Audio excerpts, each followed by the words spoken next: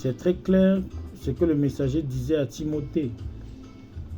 Aujourd'hui, c'est très difficile de rester sur la saine doctrine. Et je pense que pour ceux qui étaient connectés ce matin, j'ai montré ce que la sœur Meda même avait constaté dans le message de frère Branham après le départ de son mari. Elle fait une déclaration très forte que l'esprit qui était sur mon mari n'est plus là-bas. Donc, c'est quelque chose que tous on a remarqué. Voilà pourquoi, pour planter le décor, je m'aimerais lire une petite note que j'ai déjà même postée là-bas. Mais pour ceux qui n'ont pas vu, ce que la sœur Meda a dit, on le sait tous. Beaucoup le savent et beaucoup le voient, mais peu osent en parler. La déclaration de la sœur Meda Branham n'est ni anodine ni légère.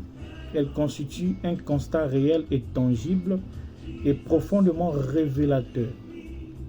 Ce qu'elle exprime met des mots sur un malaise que plusieurs ressentent en silence, mais que l'on préfère souvent ignorer par confort, par crainte ou par conformisme. C'est ce qui se passe aujourd'hui.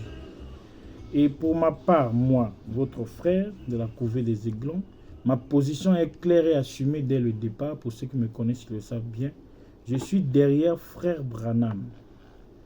Je suis derrière le message tel qu'il a été donné, pur, biblique et fidèle. Mais je tiens à le dire sans ambiguïté.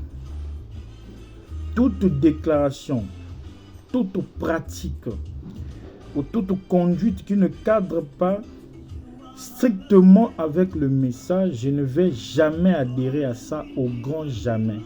Donc, ne vous faites pas déjà d'illusions.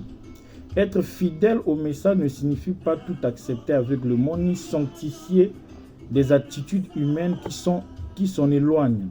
La loyauté véritable ne consiste pas à se taire face aux dérives, mais à rester attaché à la vérité, même lorsqu'elle dérange. Mon engagement n'est pas envers des systèmes. Je ne me suis jamais engagé à prêcher envers un système ou des habitudes et des traditions figées, mais envers la parole révélée. Et cette fidélité exige discernement, intégrité, courage spirituel.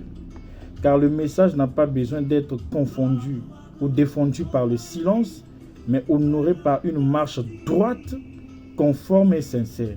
Que chacun examine donc sa position, non en lumière de ce que les hommes pensent, mais en lumière de ce que dit le message.